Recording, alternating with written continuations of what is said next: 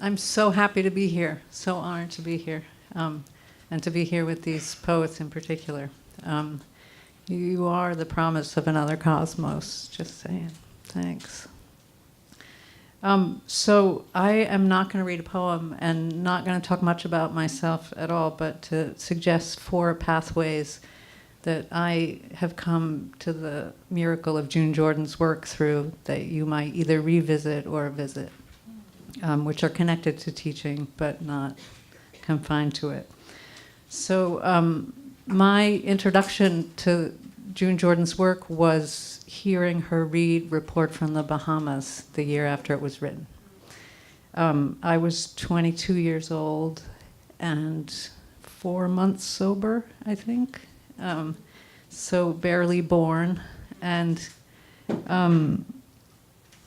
I was trying to, when I was thinking about this, trying to describe to myself so I could describe to you what that was like. And of course, I will encourage you to find it yourself, because everyone who comes to it will come to it differently. But I remember how small she looked at the podium and the enormity of what she was saying at the same time, and the contrast between those. And I had already stepped into what Ms. Brooks respectfully calls the whirlwind, and I would call the shitstorm of American racism.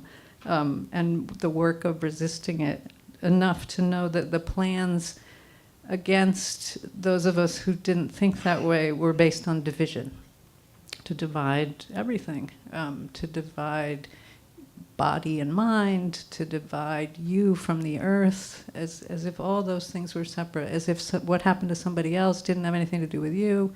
That was the values that it was leaning against.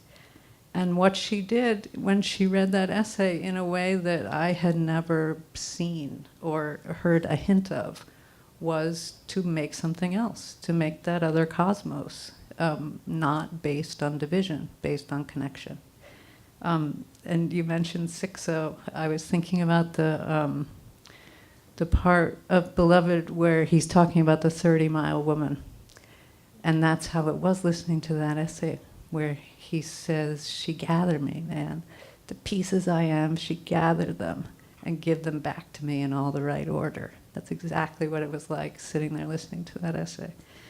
I've been giving my students, I'll tell you in a minute about this class, but the beginning of Raymond Williams' beautiful book, The Long Revolution. And what June was doing was exactly what he's talking about there, to get away from the illusion of those splits of values based on division. And he says, whether you want to base it on physics or on the wisdoms of every indigenous people who've ever existed, or however you come at it, it's false. It's a lie. It's a distortion of perception. And he talks about, as he puts it, the fact of the substantial unity. That's reality. That's what is. And that's what June was putting together there in that essay. It was just dazzling. And it gave you that sense that that colonial proyecto, as they call it in Cuba, that project, could be undone. You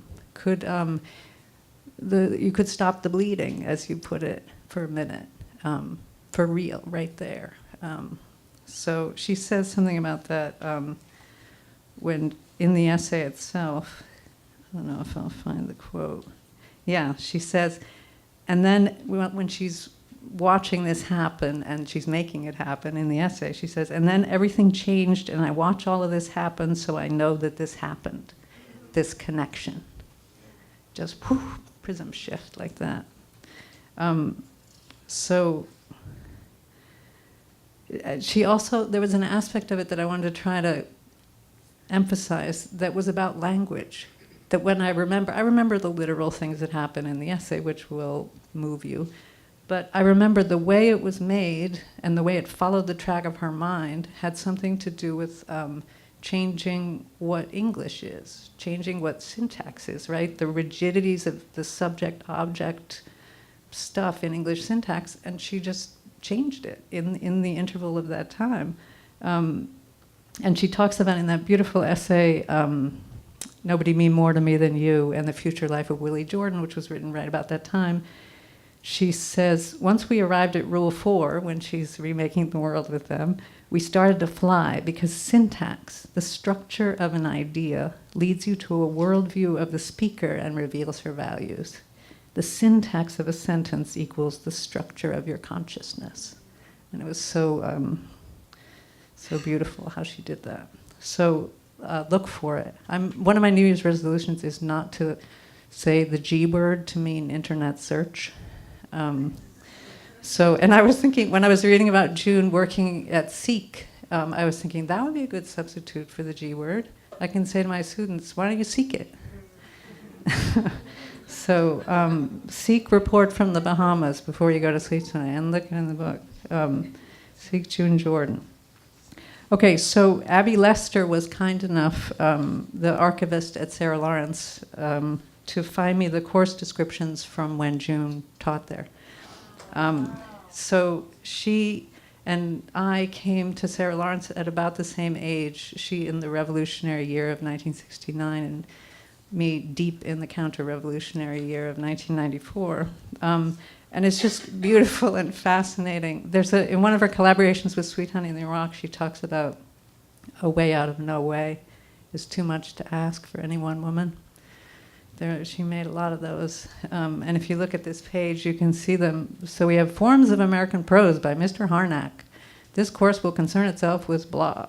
Comparative Drama by Mr. Kleinman. The Literature of the Bible, etc. And then you have Literature and Social Change, Miss Jordan.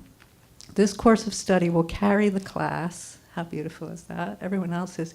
This course will stuff down the throats of the class, XYZ. This course of study will carry the class into poems and prose evolving from the creative experience of revolution.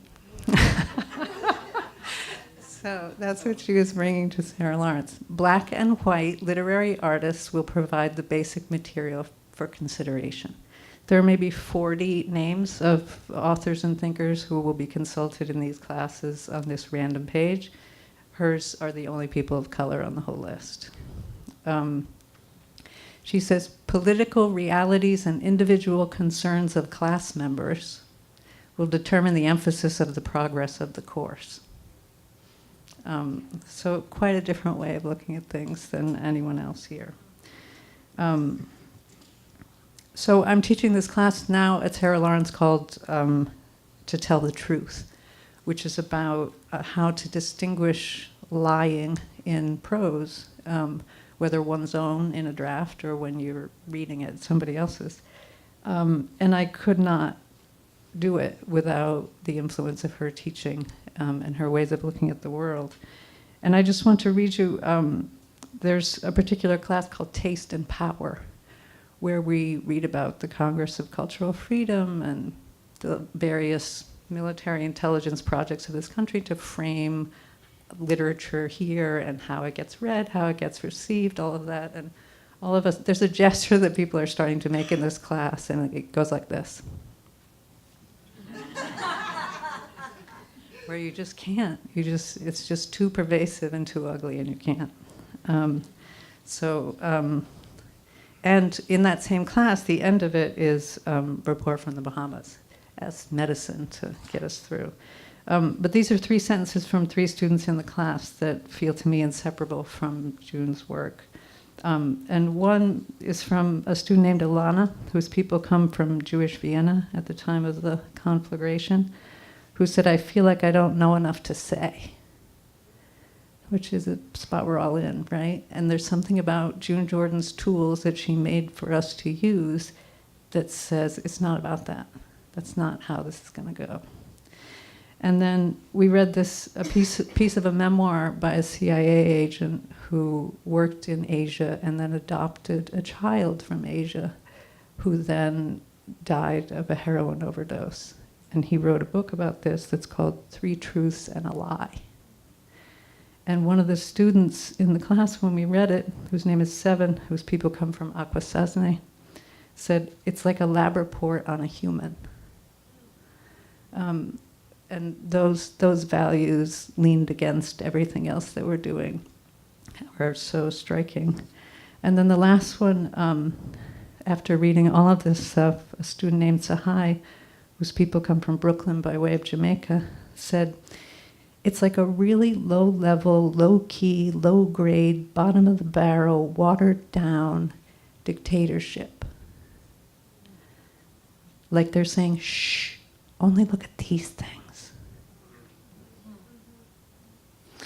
Okay, last thing I want to point you toward is towards something I stumbled on by accident, which is a segment of William F. Buckley's firing line, which was, I don't believe we would be at our place right now in terms of who's president without that show. William F. Buckley, who worked for the CIA, had a television show called Firing Line, where we would invite various people. And por milagro, he invited June Jordan. And this woman, Harriet, what is her last name? Harriet Pilpel, who was an ACLU free speech purist. So the idea was clearly that the two of them hate each other's guts and get into a public fight. And it's so beautiful what June does. If you want to see the work of an organizer, check it out. It's all on the internet, so you can find it. But there's a point where she just lowers her gaze and looks at this woman, and this woman transforms. She's different. And instantly, the two of them then become allies who have their differences, but are basically together. And Buckley, the fascist, is kind of flickering around meaninglessly on the edges. It's really glorious. It's great. She said at Barnard in 2001, "I'm always hoping to do better than to collaborate with whatever or whomever it is that means me no good." And it's such a vivid example of that. My beloved friend Arlene is here, whose friend Banu told me once that in Turkish, when you say thank you, some of it can translate literally as bless your hands, bless your mind. So I'll end by saying, bless June Jordan's hands, without which I would not be standing here made the way I am. Bless her mind.